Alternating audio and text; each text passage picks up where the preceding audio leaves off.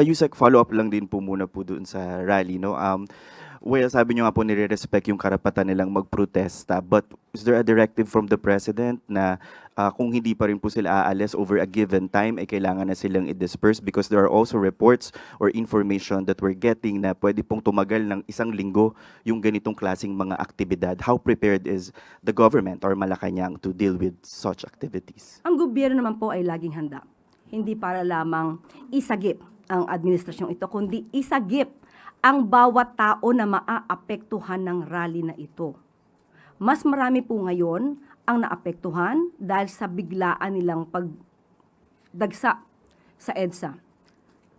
Just try to imagine, yan po ang daluyan ng trapiko. Marami pong dumadaan dyan. May mga tao na, kumbaga, emergency ang dahilan kung ba't dumadaan dyan. Pero naapektuhan dahil dito sa rally na ito, na ang isa nga sa nadinig natin ay tutol sila sa pag-iimbestiga kaugnay sa kasong di umanong sangkot si Senator Marcoleta. So, hindi natin matatawaran ang kanilang dahilan, pero baka hindi maintindihan ng karamihan sa atin na mas naaapektuhan sila dahil sa pagpoprotekta sa isang tao. Yusek, in relation po to Senator Marcoleta, as thousands of Iglesia ni Cristo members nga po gathered to EDSA, sabi po ni Senator Marcoleta, ang kasalanan ko lamang po ay yung paglingkuran kayo. He also warned, ngunit kapag ako ay kanilang inaresto, hindi na po matutuloy yan, yung kanya pong advocacy in fighting corruption and yung sa flood control controversy. Akala po nila ay malilibing na ito sa limot. And he suggested that his possible arrest is also linked to Vice President Sara Duterte's impeachment. Anong sabi niya? Una ay hindi na matutuloy ang kanyang pag-iimbestiga. Ano yung unang Opo, statement? kung siya daw po ay maaresto, hindi na daw po matutuloy yung kanilang investigasyon sa flood control. Yung naunang statement niya. Ang kasalanan ko lamang ay ang paglingkuran kayo, kung kasalanan matatawag yan na humarap sa kanila ang buong tapang para malaman nyo ang totoo. Yung pangyayaring ito ay patungkol sa 75 million pesos na dinonate sa kanya. Ang kaso na sa ngayon ay kinakaharap niya ay galing sa kanya mismo ang admissions. Ang pagsabi at sabi niya naging truthful siya, umamin siyang tumanggap siya ng 75 million pesos mula sa 3 donors. So doon lamang po iikot yung kaso. At sinasabi nila na plunder yung case. Totoo, sinasabi niya na hindi naman pondo ng gobyerno ang di umanong kanyang kinuha. Pero sa plunder law natin, gusto ko lang ipaliwanag din sa taong bayan na sa kasong plunder, nandyan po yung binabanggit na ill-gotten wealth. At ang nakapaloob sa ill-gotten wealth ay by receiving directly or indirectly any commission, gift, share, percentage, kickbacks, or any other form of pecuniary benefit from any person and or entity in connection with any government contract or project or by reason of the office or position of the public officer concerned. Inamin po niya na tumanggap siya ng 75 million pesos habang siya ay congressman. So doon lamang po umiikot ang kaso. At siya naman po, ang sabi niya ay naniniwala siya sa justice system natin. Dahil tumututol sila noon sa pag-surrender sa ating dating Pangulong Duterte sa ICC.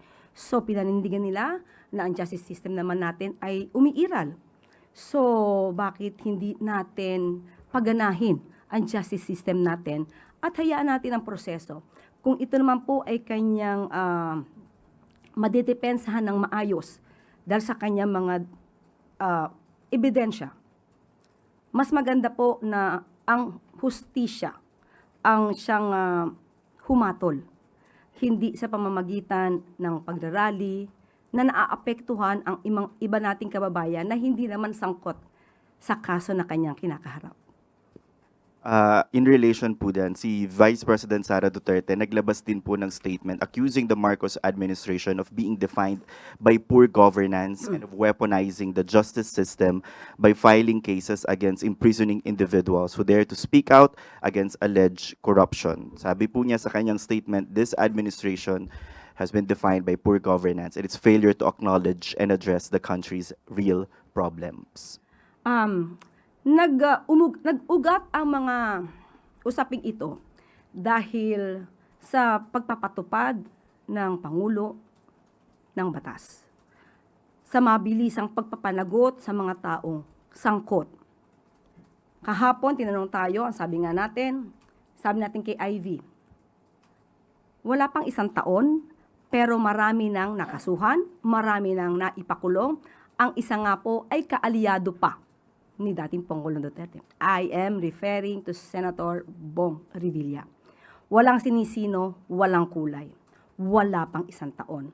Pero naiinip ang karamihan. Pero hindi sila nainip sa 6 na taon ni dating Pangulong Duterte na walang halos nagawang pag-iimbestiga. Ganito na po. Isang halimbawa, 2018, nandyan na rin po si Senator Marcoleta. Kanila po na kino-question, kini-criticize ang mga flood control projects noon na naging ghost projects. 2018 pa po ito, nandiyan na rin po Senator Marcoleta, pero wala tayong masyado na dinig kung meron mga pag-iimbestiga na isinagawa, kahalintulad ng ipinagawa ni Pangulong Marcos Jr. ngayon. So, sasabihin ba natin good governance? Definitely, absolutely, with regard to the administration of President Ferdinand R. Marcos Jr., we have this good governance. Ang itanong po natin ay kung ano ang nangyari sa nakaraan.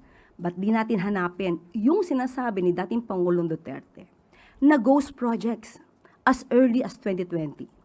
Saan na rin po ba yung mga ghost projects at mga maanumalyang flood control projects na binabanggit ni dating Congressman Andaya? Bakit hindi rin natin ito hanapin? Hindi maaaring magturo basta ang Vice Presidente dahil ngayon lang po nagpaimbestiga ng ganito ang Pangulong Marcos Jr. Yung mga nakaraan na nagkaroon ng pang-aabuso sa pondo, maybe through build, nag-crossover pa sa panahon ni Pangulong Marcos Jr. Kaya nga po, nung napansin, nakita, nagpa-imbestiga. Sa nangyaring surprise rally po kanina, sa tingin niyo po ba nagkaroon ng intelligence lapses, Yusek? Hindi ko po masasagot kung nagkaroon ng intelligence lapses dahil madaling araw po ay nalaman na po namin. Siguro po talagang pinilano na magkaroon ng surprise rally, itinago, at although sabi nga natin, iginagalang natin ang liderato ng INC, pero ang pag-admit na ito ay isang surprise rally at itinago, hindi po yun maganda. Hindi siya maayos. Dahil hindi po siya tumutupad sa batas. At hindi rin po ito gumagalang sa karapatan ng ibang tao. Ma'am, with this, tinanong ba ni Pangulong Marcos sa mga authorities kung bakit o paano nangyari na nagkaroon ng surprise at hindi natunugan ng intelligence community? Hindi ko po kasi masasabi kung ano po ang ginawa ng grupo. So kung sila pa pong grupo, hindi naman sila terorista, hindi naman sila rebelde. May kanya sila, private citizen sila, na may kanya-kanyang agenda. So kung hindi ko po masasabing hindi natunugan, hindi ko po rin masasabi kung may kakulangan, mas maganda po siguro maitanong natin ito sa ahensya sa DILG, sa PNP. Pero ako, categorically, hindi ko po masasagot kung nagkulang ba pagdating sa intelligence gathering. Last na po, ma'am. Ma'am, may naging direktang komunikasyon ba si Pangulong Marcos o ang palasyo sa mga leader ng INC? Sa ngayon, wala pa pong naibababa sa aking impormasyon. Siguro po kapag meron na at naibigay po sa akin, ibabalita ko po sa inyo. Pero sa ngayon, wala po naibibigay sa akin. Any update. Salamat, ma'am. Thank you po.